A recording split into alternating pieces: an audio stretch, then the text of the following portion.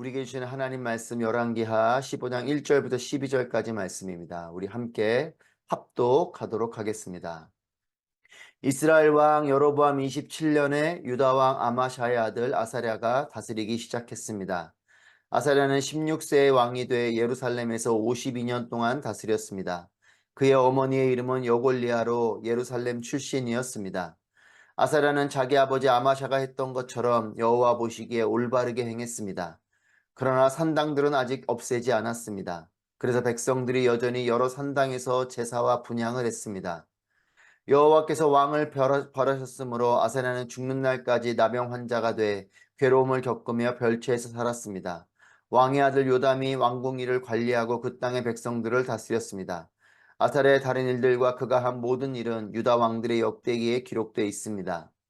아사랴는 자기 조상들과 함께 잠들었고 자기 조상들과 함께 다윗 성에 묻혔습니다. 그리고 아사랴의 아들 요담이 뒤를 이어 왕이 됐습니다.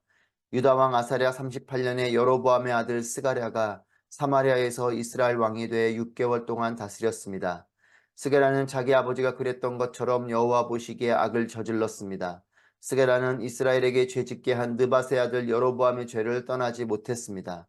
야베스의 아들 살룸이 음모를 꾸며 스가랴에게 반역하고 스가랴를 백성들 앞에서 죽이고 뒤이어 왕위에 올랐습니다. 스가랴의 다른 모든 일들은 이스라엘 왕들의 역대기에 기록되어 있습니다. 여호와께서 예후에게 내 자손들이 4대까지 이스라엘의 왕좌에 앉을 것이다 하고 말씀하신 대로 이루어졌습니다. 아멘. 할렐루야. 살아계신 하나님을 찬양합니다. 하나님의 말씀과 또 기도의 응답과 임재가 있는 여러분 모두가 되시기를 주님의 이름으로 축복합니다. 우리 열왕기 하를 계속해서 묵상하고 있습니다. 열왕기 상하, 역대 상하, 특별히 우리 열왕기서 이 왕들의 이야기이죠. 왕들의 이야기이지만 우리가 이 열왕기서를 통해서 깊이 바라보는 것은 왕들의 이야기지만 그들의 인생 가운데 역사하시는 하나님의 이야기를 우리는 보는 것입니다.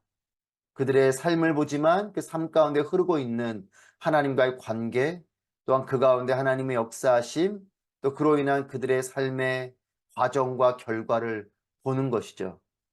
그래서 이것을 통해서 우리의 삶의 반면 거울, 즉 그들의 삶을 거울 삼아 우리의 삶을 비춰보고 또 우리도 어떻게 살아가야 될지, 하나님과 어떠한 관계로 살아가야 되고 어떠한 삶의 과정을 겪어야 되고 또 어떠한 삶의 마무리를 이 땅 가운데 할 것인가를 묵상하게 하는 것, 이것이 열왕기서가 우리에게 주는 은혜입니다.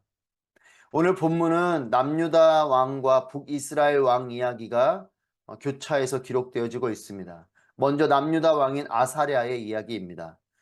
아사랴는 16세의 왕이 된 왕입니다. 52년 동안 통치했다라고 성경은 기록합니다. 짧지 않은 기간이죠. 뭐 몇 개월 만에 끝나는 왕도 있지만 이 아사랴는 52년을 통치했어요. 긴 세월입니다. 그리고 이 긴 세월 동안 이 아사랴에 대한 평가는 3절 말씀에 보면 아사랴는 자기 아버지 아마샤가 했던 것처럼 여호와 보시기에 올바르게 행했습니다. 52년의 세월, 그것을 평가하는 것은 여호와 보시기에 올바르게 행했다. 너무나 기쁜 기록이죠. 그리고 그렇기 때문에 기대가 되는 왕입니다. 이 긴 세월에 대한 평가가 여호와 보시기에 올바르게 행했다는 평가니까 얼마나 이의 삶이 기대가 될까 싶습니다. 그런데 이 3절 이후에 4절 5절 말씀을 보면 아쉬움과 또 우리에게는 깊은 도전이 되는 말씀이 기록되어져 있어요. 4절 말씀에서는 그러나 산당들은 아직 없애지 않았습니다. 그래서 백성들이 여전히 여러 산당에서 제사와 분향을 했습니다.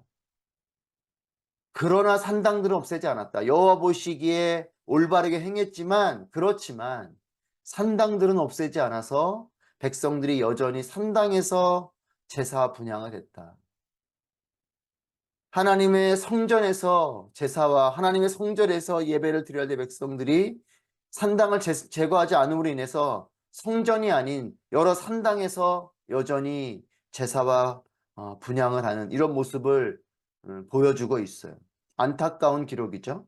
그리고 5절 말씀에서는 여호와께서 왕을 벌하셨으므로 아사랴는 죽는 날까지 나병 환자가 돼 괴로움을 겪으며 별채에서 살았습니다.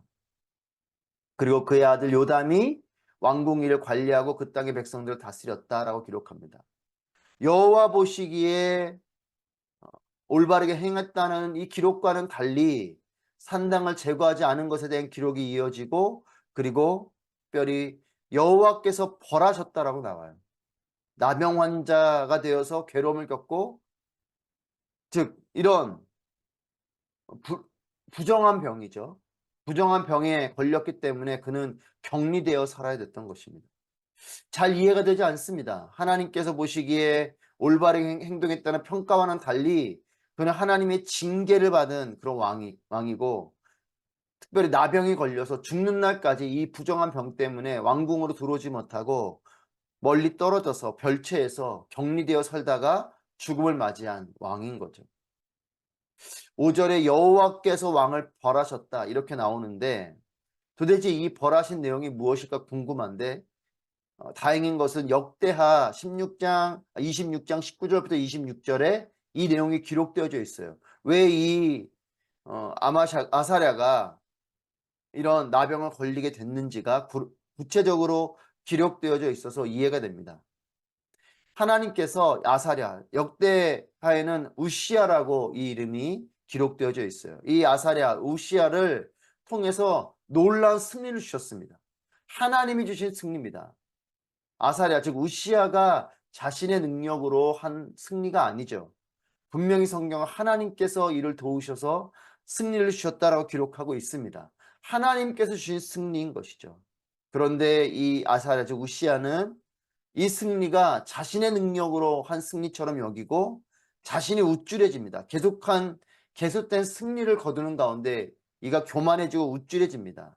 그러다 보니 어디까지 이 사람의 행동을 하냐면, 제사장이 분향을 해야 되는 이 자리에 자신이 제사장의 역할까지 하려고 하는 이런 모습이 기록되어져 있습니다. 이 일에 대해서 하나님께서 징계를 하시고 그에게 나병을 주셨던 것이죠. 이것이 역대하 26장 19절부터 26절 말씀에 기록되어져 있어요. 그리고 그 아들 요담이 통치하게 되는 것이죠. 우리가 보는 열왕기하에서는 여호와께서 왕을 벌하셨다 이렇게 나오지만 이유가 안 나와 있는데, 이유는 이 아사랴가 교만했다는 것입니다.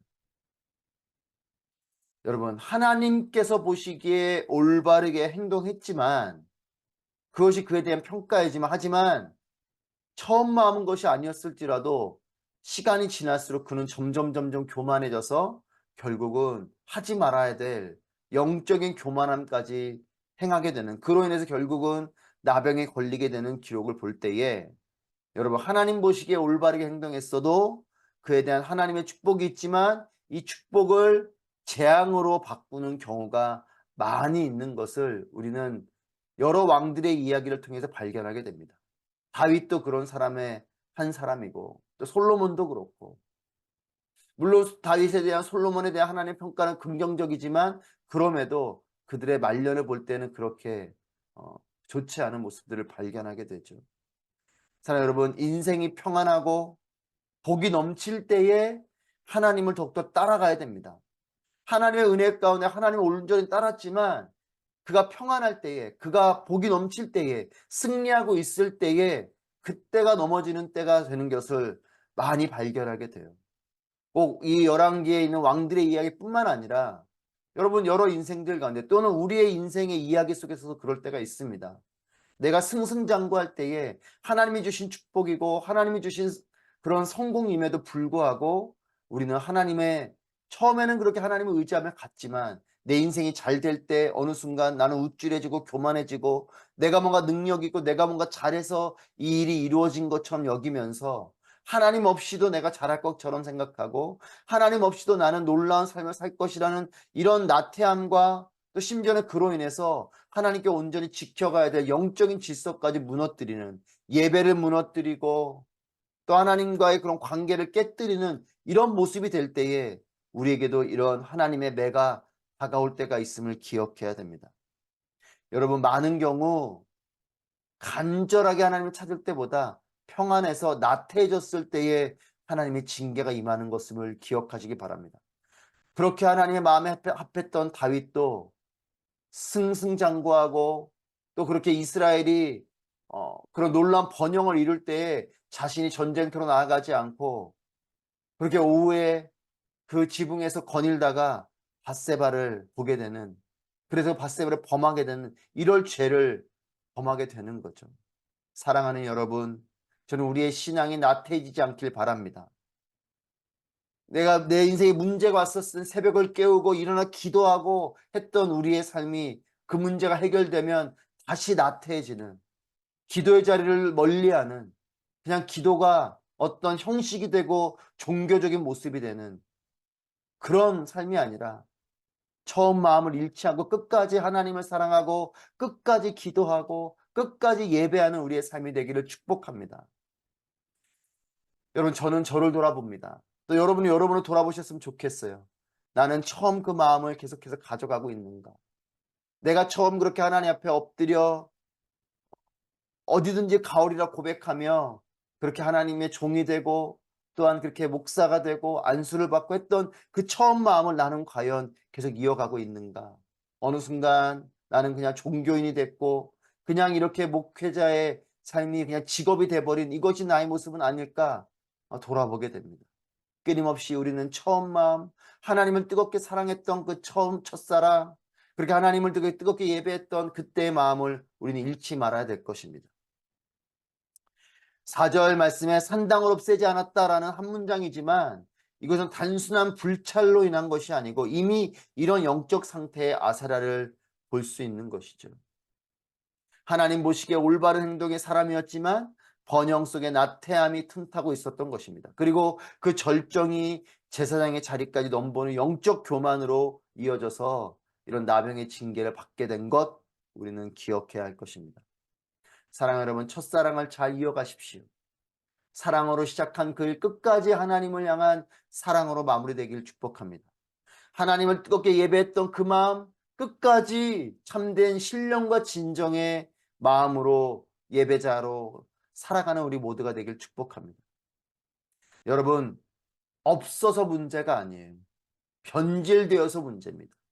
믿음이 없는 것이 문제이지만, 믿음이 없는 것보다 어쩌면 더 큰 문제는 믿음이 변질되는 것이죠.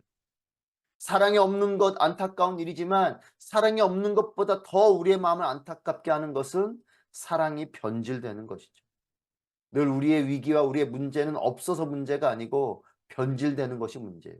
믿음이 변할 때, 사랑이 변할 때, 하나님을 향한 처음 마음이 변할 때에 여러분, 이것은 우리에게 더 큰 위기로 다가올 것입니다. 오늘 이렇게 이곳에 나오신 분들, 또 우리 이 말씀을 묵상하시는 분들은 다 하나님을 향한 믿음을 가진 분들이고 하나님을 향한 사랑을 가진 분들이실 것이에요.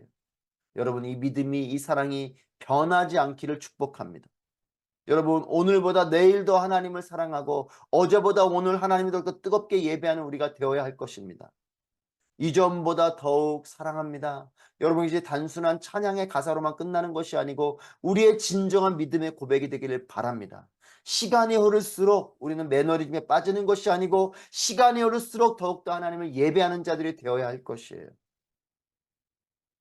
여러분, 사탄은 믿음을 없게 하지 않고 어쩌면 믿음은 품게 하되 믿음을 변질시키려고 하는 것이 사단의 전략입니다. 아담과 하와를 유혹하듯이 오늘도 우리를 유혹할 것이에요. 그래, 너의 그 처음 믿음이 내일은 더욱더 변질되어져 가라. 너의 그 처음 사랑이 내일은 더욱더 변질되어져 가라. 여러분, 우리의 첫사랑을 돌아보십시다. 우리의 처음 믿음을 돌아보십시다. 지금 이렇게 새벽을 깨워 우리의 각자의 삶의 자리에 있지만 나의 모습을 돌아보십시다. 나는 오늘 그때 그 뜨거운 마음인가? 그 마음이 변질되지 않기를 축복합니다. 사랑이 변하지 않길 바라고, 믿음이 변하지 않길 바라고, 우리의 예배가 변하지 않길 바라고, 우리의 기도가 변하지 않길 바라고, 우리가 그렇게 헌신하기를 결정했던 우리의 그 헌신의 마음이 변하지 않기를 바랍니다. 북이스라엘 왕의 이야기로 이제 이어집니다. 스가랴입니다. 스가랴는 6개월을 통치했다라고 오늘 본문 말씀에서 기록합니다. 여러분 6개월밖에 통치하지 못한 그에 대한 기록은 여호와께서 보시기에 악을 저지른 왕이다 라고 기록하고 있습니다. 9절 말씀에 느밧의 아들 여로보암의 죄를 떠나지 못했다. 여러분 북이스라엘을 보면 참으로 안타까운 공동체예요. 어제 본문 말씀을 기억하십니까? 14장 27절에 이 북이스라엘에 대한 하나님의 기록이 이렇게 기록되어져 있어요. 여호와께서는 이스라엘의 이름을 하늘 아래에서 지워버리겠다고 하신 적이 없으셨기 때문에 북이스라엘 왕들은 끊임없이 죄악을 범하고 끊임없이 느밧의 아들인 여로보암의 죄를 떠나지 못하고 있음에도 하나님께서는 북이스라엘에 대한 마음이 어떤 마음이었냐? 하나님은 그들을 지워버릴 마음이 없는, 하나님은 그들에게 동일한 사랑으로 나아가고 계십니다. 그들을 향한 심판, 그들을 향한 징계는 하나님께서 그들을 향한 마음이 변한 것이 아니고 하나님 마음은 여전히 그들을 지워버리지 않는 동일한 사랑이지만 그들의 마음이 끊임없이 죄악을 범하기 때문에 하나님께서 매를 때리시는 거죠. 여러분 또 달리 보면 하나님께서 그들을 포기하지 않으셨기 때문에 매를 때리시는 겁니다. 우리의 삶에도 하나님이 나를 포기하지 않으시기 때문에 내가 잘못된 길로 갈 때 하나님은 나를 매를 때리시는 것이에요. 저는 우리 여러분들 또 저에게 다짐하고 또 축복하는 것은 우리가 잘못된 길로 갈 때 하나님의 매가 있게 되기를 축복합니다. 하나님 포기하지 않았기 때문이에요. 하나님 포기한 백성은 잘못된 길로 갈 때 매를 때리지 않습니다. 하나님께 포기하지 않으셨기 때문에 내 다리를 걸어 넘어뜨리고 때로 하나님 매가 임하는 것이에요. 여러분 그런데 북이스라엘은 끝까지 그리고 북이스라엘 왕들은 끝까지 여로보암의 죄를 떠나지 않습니다. 하나님은 한결같이 북이스라엘을 포기하지 않지만 북이스라엘의 왕들은 한결같이 느밧의 아들이 여로보암의 죄를 떠나지 않는 사랑 여러분 우리의 삶이 하나님을 향한 첫사랑 하나님을 향한 이 첫 믿음 하나님께서 기뻐하시는 것들과 이 일들이 변함없이 한결같이 이어가는 삶이 되기를 소망하고 축복합니다. 여러분 하나님은 우리를 떠나지 않으세요. 우리가 자꾸 하나님을 떠나는 거죠. 여러분 하나님을 떠나지 마십시오. 느밧의 아들 여로보암의 죄를 떠나지 못했다 이렇게 기록합니다.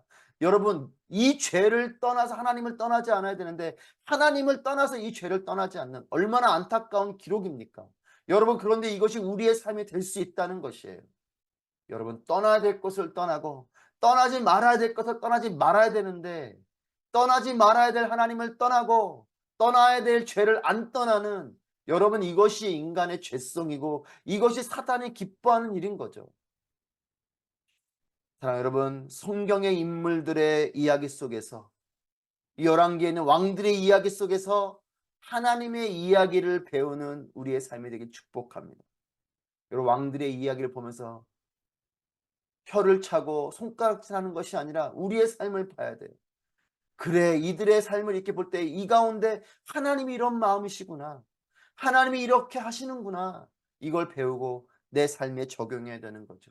그래 내 삶에 하나님은 어떤 마음이실까? 내 삶에 하나님은 어떠한 마음으로 어떠한 눈길로 나를 보고 계실까? 여러분 그것이 우리 가운데 깊이 있게 다가오고 그래서 내가 죄를 범할 때마다 내 안타까운 마음을 부여잡고 회개하고 하나님께로 돌아오는 우리의 삶이 되기를 바랍니다. 변해야 할 것과 변하지 않아야 될 걸 잘 분별하십시오. 떠나야 할 것과 떠나지 말아야 될 걸 잘 분별하십시오. 이 북이스라엘 왕들처럼 하나님을 떠나지 않고 이 여로보암의 죄는 떠나야 되는데 반대인 거죠. 떠나지 말아야 될 하나님은 떠나고 떠나야 될 죄는 떠나지 않는 여러분 이런 어리석은 백성이 되지 말고 떠나야 될 죄의 자리를 떠나고 떠나지 말아야 될 하나님을 떠나지 아니하는 우리의 삶이 되기를 축복합니다. 하나님의 징계와 심판은요 한순간에 오는 것이 아닙니다. 내가 오늘 심는 마음과 삶의 씨앗이 자랄 때까지 시간이 흐른 것의 결과예요. 여러분 작다고 무시하지 마십시오. 내가 오늘 뭐 이 정도쯤이야 하고 타협하는 그 작은 죄의 씨앗, 작은 타협의 씨앗, 이 정도야 그냥 남들이 모르니까, 이 정도야 그냥 좀 거짓되게 남들 보지 않으니까 이렇게 하는 그 행동 하나, 그 결정 하나가 시간이 흐를수록 결국은 하나님을 떠나게 되는 일이 될 수 있음을 기억하십시오. 여러분 그렇기 때문에 작다고 무시하지 마시고 쉽게 타협하는 것 여러분 경계하셔야 됩니다. 이 정도쯤이야 그렇지 않아요. 그때 그것을 떠나야 돼요.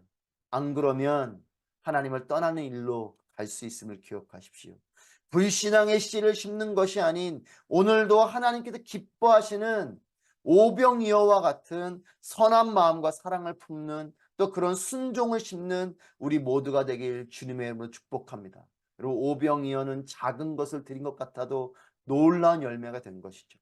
여러분, 내가 오늘 작은 하나님을 향한 사랑, 작은 하나님을 향한 순종을 심는 일, 이것은 작은 일 같아 놀라운 열매로 되는 것이요. 반대로 내가 오늘 심는 작은 그 씨앗이, 죄의 씨앗이 나에게는 놀라운 엄청난 위험한 일들로 맺혀질 수 있음을 기억하고, 오늘 작지만 내가 볼 땐 작은 것 같아도 하나님을 향한 그 사랑, 하나님을 향한 그 찬양, 하나님을 향한 그 말씀의 고백, 하나님을 향한 그런 믿음의 결정으로 나아갈 때 우리의 삶에 놀라운 하나님의 열매가 맺혀질 것을 믿습니다.